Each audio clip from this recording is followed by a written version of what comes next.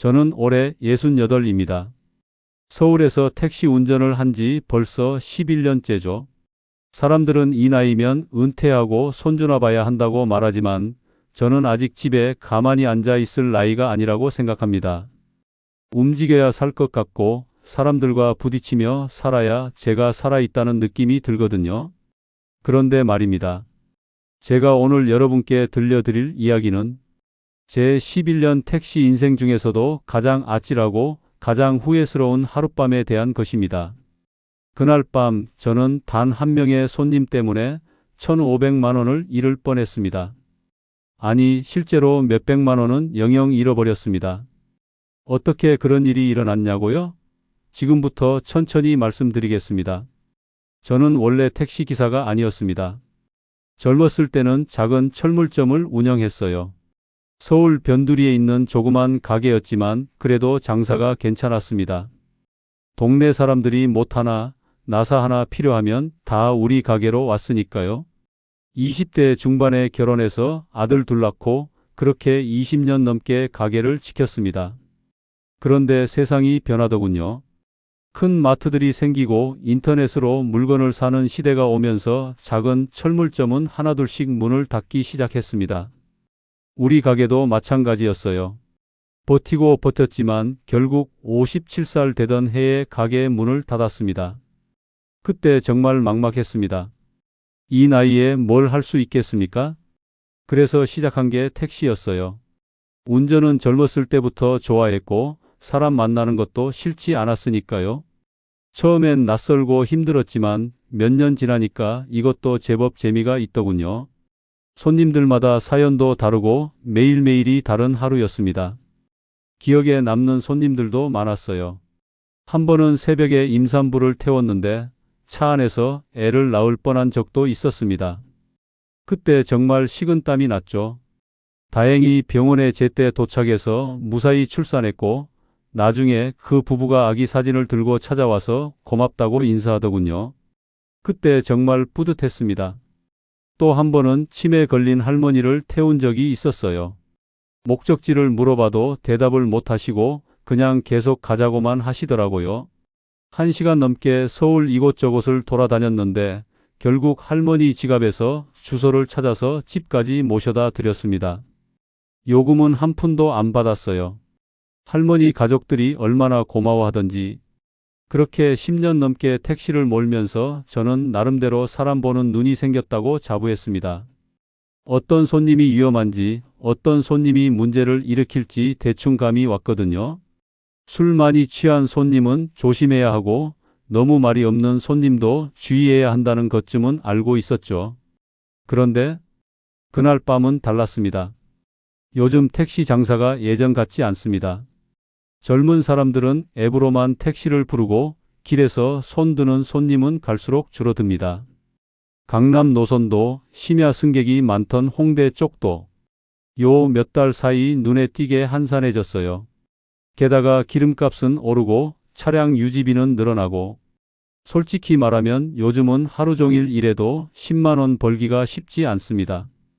그래서 저는 매일 밤 조금이라도 더 벌어보겠다고 새벽까지 차를 몰고 다녔습니다. 아내는 그만 쉬라고 했지만 손주들 용돈도 줘야 하고 매달 나가는 것도 만만치 않은데 어떻게 쉬겠습니까? 큰아들 내외는 맞벌이라 손주들 돌봐달라고 하고 작은 아들은 아직 결혼도 안 했는데 여자친구 만나느라 돈이 필요하다고 하고 부모 노릇이 참 끝이 없더군요. 그날도 그랬습니다. 저는 강서구 쪽을 빙빙 돌고 있었는데 그날따라 유난히 거리가 한산했습니다. 시계를 보니 새벽 1시가 막 넘은 시각이었어요. 오늘도 별로 못 벌었구나 싶어서 한숨이 나왔습니다.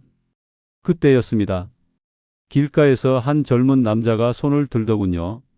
20대 후반쯤 돼 보이는 말끔하게 정장을 입은 남자였습니다. 한밤중인데도 옷차림이 깔끔하고 정갈해서 아마 회사에서 야근하다 나온 직장인이겠거니 생각했죠.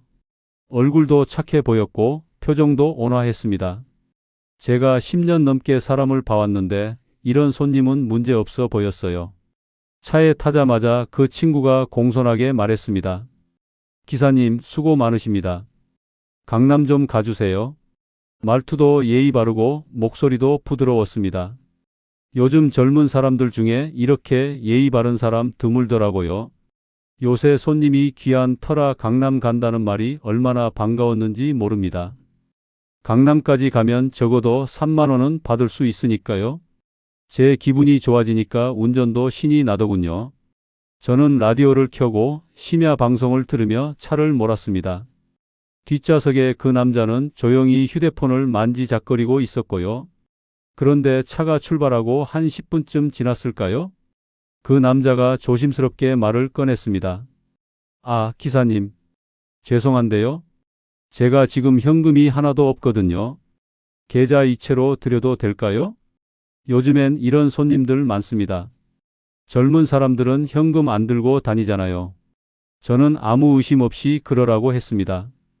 사실 그때만 해도 전혀 이상하다고 생각하지 않았어요. 오히려 미리 말해줘서 고맙다고 생각했죠. 그래요, 그렇게 하세요. 제 계좌번호 알려드릴게요. 네, 감사합니다. 그렇게 또 10분쯤 달렸을까요? 그 남자가 휴대폰을 만지작거리더니 갑자기 이렇게 말하는 겁니다. 기사님, 죄송해요. 제가 실수를 한 것 같은데 뭔가 잘못됐다는 말에 제 귀가 번쩍 뜨이더군요. 혹시 계좌 이체가 안 되는 건가 아니면 카드에 문제가 생긴 건가 싶었습니다. 뭐가요? 그게 미리 보내려고 계산기로 금액을 계산했거든요. 3만 원쯤 나올 것 같아서요. 그런데 제가 실수로 30만 원을 보내버렸어요. 0을 하나 더 눌렀나 봐요. 어떡하죠? 그 말을 듣는 순간 제 머리가 복잡해졌습니다. 10만 원이라는 돈이 적은 돈은 아니잖아요. 그 친구 입장에서도 부담스러울 테고 저도 그걸 돌려줘야 하는데 계좌 이체라는 게 제가 바로 취소해 줄 수 있는 것도 아니고 말이죠. 그럼 어떻게 하죠? 제가 현금으로 돌려드려야 하는데 그게 제가 지금 급하게 써야 할 돈이거든요. 죄송하지만 현금으로 돌려받을 수 있을까요? 제 지갑에는 그때 현금이 5만 원도 채 안 들어 있었습니다. 하루 종일 일했는데도 카드로 받은 게 많아서 현금은 별로 없었거든요. 그래서 ATM에 가서 찾아줘야겠다고 생각했습니다. 알겠습니다. 근처 편의점 가서 제가 찾아드릴게요. 정말 죄송합니다, 기사님. 제가 요즘 일이 너무 바쁘다 보니까 실수가 잦아요. 어제도 회사에서 서류 잘못 보내서 혼났거든요. 그 남자는 연신 미안하다며 고개를 숙였습니다. 그 모습이 워낙 진심처럼 보여서 저는 오히려 괜찮다며 위로까지 해줬어요. 에이, 그럴 수 있죠. 사람이 피곤하면 실수하는 거 당연합니다. 저도 젊었을 때 철물점 하면서 물건 잘못 주고 그런 적 많았어요. 철물점을 하셨어요? 네, 20년 넘게 했죠. 지금은 문 닫았지만요. 그렇게 우리는 잠깐 이야기를 나눴습니다. 그 남자는 제 이야기에 관심 있게 들어주는 것 같았고 저도 오랜만에 옛날 이야기를 하니까 기분이 좋았습니다. 지금 생각하면 그게 다 계산된 행동이었던 거죠. 저를 방심하게 만들려고요. 근처 편의점 ATM 앞에 차를 세우고 저는 카드를 넣고 비밀번호를 눌렀습니다. 제 비밀번호는 아내 생일이에요. 결혼 40년이 넘었는데도 전 그 날짜를 단 한 번도 잊은 적이 없습니다. 그래서 모든 비밀번호를 그 숫자로 통일해서 쓰고 있었죠. 지금 생각하면 그것도 큰 실수였습니다. 그런데 제가 비밀번호를 누르고 있을 때였어요. 뒤에서 그 남자가 갑자기 고개를 들이밀더니 이렇게 말하는 겁니다. 죄송한데요, 기사님. 좀 빨리 부탁드려도 될까요? 제가 약속 시간이 있어서요. 친구가 기다리고 있거든요. 저는 그 말에 조금 기분이 상했습니다. 내가 지금 당신 돈 돌려주려고 이러는 건데 빨리 하라니. 하지만 요즘 젊은 사람들 다 그렇지 뭐 하고 넘겼습니다. 성격이 급한가 보다 생각했죠. 알겠습니다. 알겠어요. 저는 조금 짜증이 났지만 빨리 처리하고 손님을 보내야겠다는 생각에 서둘러 돈을 뽑았습니다. 그런데 사실 바로 그 순간이었습니다. 제가 비밀번호를 입력하는 걸 그 남자가 훔쳐본 거였어요. 고개를 들이밀어서 빨리 하라고 재촉하면서 동시에 제 손가락 움직임을 보고 있었던 겁니다. 물론 그땐 전혀 몰랐습니다. 돈을 뽑아서 건네주자 그 남자는 고맙다며 또 고개를 숙였습니다. 정말 감사합니다, 기사님. 덕분에 큰일 날 뻔했어요. 뭐, 별 말씀을요? 그리고 다시 차에 올라탔죠. 저는 다시 운전을 시작했는데 얼마 안 가서 그 남자가 또 말을 꺼냈습니다. 아, 기사님. 죄송한데요. 목적지를 좀 바꿔도 될까요? 네. 강남 간다며요? 그게 갑자기 친구한테 연락이 왔어요. 친구가 다른 곳에 있대요. 거기로 가야 할 것 같은데. 어디인데요? 그게 제가 주소를 정확히 모르겠어요. 친구가 카톡으로 위치 보내줬는데 제가 길을 잘 몰라서요. 내비게이션에 찍어 드릴 거? 휴대폰 좀 주시겠어요? 바로 그 순간이었습니다. 제 머릿속에서 작은 경보음이 울렸어야 했습니다. 10년 넘게 택시를 몰면서 배운 게 있다면 휴대폰을 함부로 넘기지 말라는 거였거든요. 특히 밤에 모르는 손님에게는요. 하지만 그날 밤 저는 피곤했고 손님이 없어서 마음이 급했고 무엇보다 이 젊은 친구가 위험해 보이지 않았습니다. 제가 ATM에서 돈까지 뽑아 돌려준 사람인데 설마 나쁜 짓을 하겠어요? 그리고 그 친구는 처음부터 계속 예의 바르게 행동했고 미안하다는 말도 여러 번 했으니까요. 저는 잠깐 망설이다가 결국 제 휴대폰을 그에게 건넸습니다. 여기 있습니다. 빨리 찍으세요. 네, 감사합니다. 그 남자는 제 휴대폰을 받아들고 화면을 이리저리 건드리기 시작했습니다. 처음엔 주소를 검색하는 것처럼 보였어요. 지도 앱을 열고 뭔가를 타이핑하더니 그런데 시간이 흘러도 계속 휴대폰만 만지작거리더군요. 5분이 지났습니다. 아직도 주소를 못 찾았나 봐요. 이상하다 싶었지만 혹시 친구가 보낸 위치가 복잡한가 보다 생각했습니다. 그런데 10분이 가까워지자 이건 정말 이상했습니다. 젊은 사람이 주소 하나 찍는데 뭘 이렇게 오래 걸려요? 제가 조금 짜증 섞인 목소리로 말하자 그제야 그 남자가 네네. 다 됐습니다 하며 제 휴대폰을 돌려줬습니다. 죄송해요, 기사님. 친구가 위치를 여러 개 보내서 헷갈렸어요. 저는 그때도 몰랐습니다. 그 10분 동안 그 남자가 제 휴대폰으로 무슨 짓을 했는지. 나중에 경찰에게 들은 바로는 그 짧은 시간 동안 엄청난 일들이 벌어졌다고 하더군요. 먼저 제 휴대폰에 은행 앱을 새로 설치했답니다. 제가 이미 설치해둔 앱도 있었지만 다른 은행 앱도 추가로 깔았대요. 그리고 제가 ATM에서 입력했던 비밀번호를 기억해뒀다가 그걸로 로그인을 시도했답니다. 놀랍게도 그 비밀번호가 맞았던 거죠. 제가 모든 비밀번호를 똑같이 써놨으니까요. 그리고는 대포 통장으로 돈을 송금하는 예약을 여러 건 걸어놨답니다. 500만 원씩 3건, 총 1,500만 원이었습니다. 예약 송금이라는 걸 걸어놔서 시간이 되면 자동으로 빠져나가게 만든 거였죠. 이 모든 게 제 코앞에서 제가 운전하는 동안 제가 아무것도 모르는 사이에 일어난 겁니다. 그 남자를 목적지에 내려주고 저는 요금을 받았습니다. 45,000원이었어요. 그 남자는 계좌 이체로 45,000원을 보내줬습니다. 수고하셨습니다, 기사님. 덕분에 친구 만날 수 있었네요. 네, 조심히 들어가세요. 그렇게 그 남자는 차에서 내려서 어둠 속으로 사라졌습니다. 저는 다시 손님을 기다리며 차를 몰았습니다. 그런데 한 20분쯤 지났을까요? 제 휴대폰에 알림이 떴습니다. 출금 예정 500만 원, 예약 송금 등록 500만 원. 처음엔 뭔가 잘못 본 줄 알았습니다. 500만 원? 제 통장에 500만 원이 어디 있다고? 다시 확인해 봤습니다. 분명히 제 은행 앱이었고 제 계좌였습니다. 그리고 알림이 또 떴습니다. 출금 완료 500만 원. 예약 송금 등록 500만 원. 제 손에서 핸들이 미끄러질 뻔했습니다. 순간 숨이 턱 막히고 눈앞이 하얘지더군요. 심장이 미친 듯이 뛰기 시작했습니다. 이게 뭐야? 이게 대체 뭔 소리야? 500만 원이 빠져나갔다고? 급하게 차를 길가에 세웠습니다. 손이 떨려서 제대로 주차도 못했어요. 그리고 은행 앱을 열어봤는데 정말이었습니다. 제 계좌에서 500만 원이 빠져나가 있었고 예약 송금이 2건 더 잡혀 있었습니다. 이게 뭔 일이야? 저는 그제야 깨달았습니다. 아까 그 남자가 제 휴대폰으로 뭔 짓을 한 거라고. 주소를 찍는다더니 실은 제 돈을 훔쳐간 거였어요. 새벽 1시가 넘은 시각이었습니다. 은행 고객센터는 당연히 문을 닫았을 시간이었죠. 그래도 혹시나 하는 마음에 고객센터 번호를 눌러봤지만 역시나 자동응답만 나왔습니다. 고객님, 지금은 상담 시간이 아닙니다.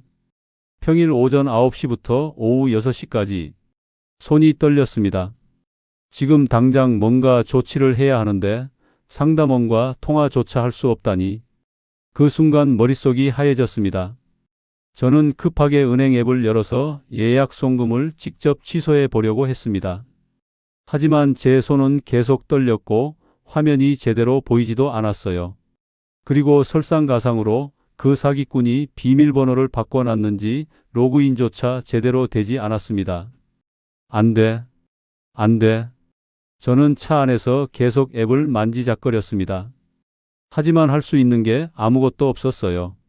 새벽 1시가 넘은 시각에 은행 상담원과 통화할 방법이 없었고 제가 직접 처리할 수 있는 것도 없었습니다. 결국 저는 경찰에 먼저 신고하기로 했습니다. 112에 전화를 걸었죠. 네, 112입니다. 사기를 당한 것 같은데요. 제 돈이 빠져나가고 있어요. 침착하세요. 무슨 일이신지 천천히 말씀해 주세요. 저는 떨리는 목소리로 상황을 설명했습니다. 택시 손님이 제 휴대폰을 빌려갔고 그 사이에 돈을 빼돌렸다고. 지금 예약 송금이 걸려 있는데 은행에 연락할 방법이 없다고요. 지금 바로 가까운 경찰서로 오세요. 피해 신고를 접수하시고 저희가 은행 쪽에 긴급 연락을 취해 보겠습니다. 그 말을 듣고 저는 곧바로 가까운 경찰서로 향했습니다. 새벽 2시가 다 되어가는 시각이었지만 경찰서는 불이 켜져 있었어요. 경찰서에 들어서자마자 한 형사가 저를 보더니 물어봤습니다. 혹시 택시 기사님이세요? 그 말에 순간 소름이 돋았습니다. 네. 그런데 어떻게 아셨어요? 오늘만 벌써 4번째입니다. 비슷한 피해 신고가요. 전부 택시 기사님들이고 수법도 똑같아요. 심야 시간대에만 활동하는 20대 남자 한 명이 벌이는 것으로 보입니다. 4번째. 오늘 하루만 저처럼 당한 사람이 벌써 4명이나 된다는 말이었습니다. 그 말을 듣는 순간 이상하게도 조금 마음이 편해졌습니다. 내가 특별히 어리석어서 당한 게 아니구나. 나만 당한 게 아니구나. 형사는 저를 작은 조사실로 데려가더니 자세한 이야기를 들었습니다. 저는 처음부터 끝까지 그날 밤에 있었던 일을 다 말했습니다. 강서구에서 손님을 태운 것부터 ATM에서 돈을 뽑아준 것, 휴대폰을 넘긴 것까지 전부요. 기사님, 지금 바로 은행 쪽에 긴급 연락을 취해 보겠습니다. 계좌 동결 요청을 넣을게요. 형사는 즉시 은행에 긴급 연락처로 전화를 걸었습니다. 경찰이 연락하니 심야에도 담당자가 응대하더군요. 네, 이쪽은 서울 강서경찰서입니다. 긴급건으로 연락드렸습니다. 형사가 제 계좌 정보를 전달하고 상황을 설명했습니다. 저는 옆에서 초조하게 기다렸어요. 시간이 얼마나 천천히 가던지. 네, 알겠습니다. 감사합니다. 형사가 전화를 끊더니 저를 보며 말했습니다. 기사님, 예약 송금 중에서 아직 실행 안 된 2건은 막았습니다. 1,000만 원은 지켰어요. 하지만 이미 빠져나간 500만 원은 상대방 계좌로 입금이 완료됐습니다. 500만 원이요? 네, 죄송합니다. 조금만 더 빨리 신고하셨으면 그것도 막을 수 있었을 텐데. 그 말을 듣는 순간 눈물이 나려고 했습니다. 500만 원. 저에게 500만 원은 너무나 큰 돈이었습니다.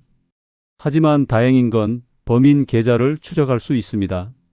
그리고 비슷한 수법의 피해 신고가 계속 들어오고 있어서 이미 수사팀이 움직이고 있습니다. 이야기를 다 듣고 나서 형사가 말했습니다. 기사님, 지금까지 접수된 피해가 총 17건입니다. 전부 심야 시간대에 택시 기사님들만 노린 거예요. 20대 남자 한 명이 벌인 것으로 보입니다. 17건.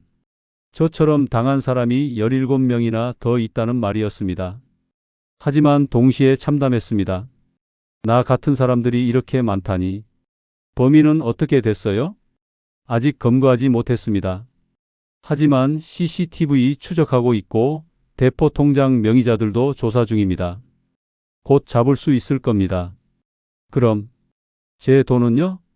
최선을 다해 보겠지만 솔직히 말씀드리면 이미 빠져나간 돈은 회수하기 어려울 수 있습니다. 범인이 대포 통장을 여러 개 사용했고 바로 현금으로 인출했을 가능성이 높거든요. 그 말을 듣는 순간 다리에 힘이 풀려서 의자에 주저앉다시피 했습니다. 500만 원. 그 돈이 영영 돌아오지 않을 수도 있다니. 형사는 계속 말했습니다. 기사님, 요즘 이런 수법이 굉장히 많습니다.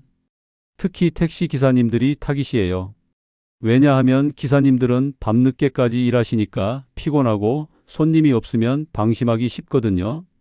그리고 현금 거래도 많으시고요. 제가 너무 방심했습니다. 아닙니다, 기사님. 범인이 워낙 교묘했어요. 먼저 적은 금액을 실수로 더 보냈다고 하면서 ATM에 가게 만들죠. 거기서 비밀번호를 훔쳐보고요. 그 다음에 휴대폰을 빌려서 은행 앱으로 송금을 해버리는 겁니다. 기사님뿐만 아니라 다른 분들도 다 똑같이 당하셨어요. 앞으로는 절대 휴대폰을 남에게 넘기지 마세요. 요즘 휴대폰은 그냥 전화기가 아닙니다. 고객님 통장, 비밀번호, 개인정보 모든 게 다 들어있어요. 휴대폰을 넘기는 건 내 인생을 통째로 넘기는 거나 마찬가지입니다. 그 말이 귓가에 오래 남았습니다. 그날 밤 새벽 4시가 넘어서야 집에 들어갔습니다. 아내가 깜짝 놀라며 일어났어요. 왜 이렇게 늦었어? 무슨 일 있었어? 얼굴이 왜 그래? 저는 더 이상 숨길 수가 없었습니다. 아내에게 그날 밤 있었던 일을 전부 말했어요. 처음엔 말문이 막혔지만 결국 처음부터 끝까지 다 털어놨습니다. 아내는 제 이야기를 다 듣고 나서 한참 동안 아무 말이 없더니 제 손을 꼭 잡아주더군요. 당신 잘못 아니야. 누구라도 그렇게 당할 수 있어. 그 말에 참았던 눈물이 터져버렸습니다. 68 먹은 늙은이가 밤늦게 아내 앞에서 펑펑 울었습니다. 그날 밤은 한숨도 못 잤습니다. 눈을 감으면 그 남자의 얼굴이 보이고 제 휴대폰을 만지작거리던 그 손이 보였습니다. 내가 왜 그렇게 쉽게 휴대폰을 넘겨줬을까? 내가 왜 그렇게 아무 의심 없이 믿었을까? 자책만 계속됐습니다. 다음 날 아침 9시가 되자마자 은행에 전화했습니다. 이번엔 상담원과 통화할 수 있었죠. 고객님, 어제 경찰서에서 긴급 요청이 들어와서 예약 송금 2건은 취소했습니다. 1000만 원은 보호됐어요. 하지만 먼저 빠져나간 500만 원은 이미 상대방 계좌에서 출금됐습니다. 회수할 방법은 없나요? 경찰 수사를 통해서 범인을 검거하면 일부 회수 가능할 수도 있습니다. 하지만 확실하게 말씀드리기는 어렵습니다. 그 말을 듣고 전화를 끊었을 때 정말 막막했습니다. 며칠 뒤 경찰서에서 연락이 왔습니다. 범인을 검거했다고 했습니다. 기사님, 범인 잡았습니다. CCTV 추적해서 신원 확인했고 어제 체포했어요. 그럼 제 돈은요? 범인 계좌와 거래 내역을 조사했는데요. 기사님, 돈 중에서 200만 원은 아직 대포 통장에 남아 있어서 회수했습니다. 곧 돌려받으실 수 있어요. 나머지는요? 죄송합니다. 300만 원은 이미 현금으로 인출돼서 찾을 수 없습니다. 200만 원이라도 돌려받았다는 사실에 감사해야 했습니다. 하지만 300만 원, 그 돈이 너무나 아팠습니다. 결국 저는 300만 원을 잃었습니다. 그날 이후로 저는 완전히 달라졌습니다. 손님이 주소를 찍어준다고 해도, 급하게 전화를 걸어야 한다고 해도 제 휴대폰은 절대 넘기지 않습니다. 확실하게 말합니다. 손님, 죄송하지만 제 휴대폰은 안 됩니다. 제가 대신 해드릴게요. 처음엔 손님들이 이상하게 쳐다보기도 했습니다. 뭘 그렇게까지 하냐는 표정이었죠. 심지어 화를 내는 손님도 있었어요. 하지만 저는 개의치 않습니다. 제 실수로 잃은 300만 원이 너무나 아프게 남아 있거든요. 그리고 비밀번호도 전부 바꿨습니다. 모든 계좌, 모든 앱의 비밀번호를 다 다르게 만들었어요. 처음엔 외우기 힘들었지만 메모해두고 조금씩 익혔습니다. ATM 쓸 때도 이제는 주변을 꼭 확인합니다. 뒤에 사람이 있으면 멀리 떨어지라고 말하고요. 비밀번호 누를 때는 손으로 가려서 누릅니다. 요즘엔 다른 택시 기사님들을 만나면 제 이야기를 꼭 합니다. 휴대폰 절대 넘기지 말라고, ATM에서 비밀번호 누를 때 뒤에 사람 있는지 꼭 확인하라고, 모든 비밀번호를 똑같이 쓰지 말라고요. 그리고 혹시 사기를 당하면 밤에라도 바로 경찰에 신고하라고, 은행은 아침에 바로 전화하라고요. 처음엔 다들 그런 걸 누가 당해 하고 웃어넘깁니다. 저도 그랬으니까요. 10년 넘게 택시를 몰았는데 내가 사기를 당하다니 믿기지 않았으니까요. 하지만 제가 실제로 당한 이야기를 자세히 들려주면 다들 표정이 굳어집니다. 그리고 조심하겠다고 말합니다. 어제도 후배 기사 한 명이 저한테 물어봤습니다. 형님, 요즘 손님들이 자꾸 휴대폰 달라고 하는데 정말 안 줘도 돼요? 기분 나빠하지 않을까요? 안 줘도 돼. 아니, 안 주는 게 맞아. 내가 지금 손님 기분 맞춰주다가 나중에 몇백만 원 잃으면 그때 가서 후회해 봤자 소용없어. 절대 넘기지 마. 알겠습니다, 형님. 68회 배운 교훈치고는 너무 비싼 수업료를 냈지만 이 이야기가 누군가에게는 도움이 되길 바랍니다. 저는 아직도 택시를 몹니다. 손님이 예전만큼 많지는 않지만 그래도 이 일을 계속합니다. 집에 가만히 앉아 있으면 그날 밤 생각만 나서 더 힘들거든요. 차를 몰면서 사람들을 만나고 이야기를 나누고 그러면서 조금씩 그날의 상처를 잊어가고 있습니다. 완전히 잊을 순 없겠죠. 300만 원이라는 돈이 너무 크니까요. 하지만 그 돈으로 값진 교훈을 얻었다고 생각합니다. 그리고 제 이야기를 들은 다른 기사님들이 같은 피해를 당하지 않는다면 그것만으로도 의미가 있다고 생각합니다. 사기꾼들은 날마다 새로운 수법을 만들어냅니다. 나는 사기 안 당한다는 생각이 가장 위험합니다. 저도 10년 넘게 택시를 몰면서 나름대로 사람 보는 눈이 있다고 자부했지만 결국 당했으니까요. 누구든 방심하는 순간 당할 수 있습니다. 특히 우리 같은 택시 기사들은 밤늦게까지 일하다 보면 피곤하고 손님이 없으면 초조하고 그런 마음을 사기꾼들이 노리는 겁니다. 그러니 여러분도 꼭 조심하시기 바랍니다. 휴대폰 절대 넘기지 마시고 ATM 쓸 때도 주변을 잘 살피시고 비밀번호는 다 다르게 쓰세요. 그리고 혹시 이상한 일이 생기면 바로 신고하세요. 혹시 여러분 중에서도 비슷한 경험이 있으시거나 주변에서 이런 사기를 당한 분이 계시다면 댓글로 남겨주세요. 여러분의 이야기를 듣고 싶습니다. 서로의 경험을 나누다 보면 우리 모두가 더 조심할 수 있을 테니까요. 그리고 이 영상이 도움이 되셨다면 좋아요 버튼 꼭 눌러주시고 구독도 부탁드립니다. 여러분의 관심 하나하나가 저 같은 피해자가 더 이상 나오지 않게 하는 힘이 됩니다. 그리고 주변에 택시 기사님들이 계시다면 이 영상 꼭 공유해 주세요. 한 사람이라도 더 알면 한 사람이라도 더 조심할 수 있을 테니까요. 오늘도 안전 운전하시고 무엇보다 여러분의 소중한 재산 꼭 지키시길 바랍니다. 감사합니다.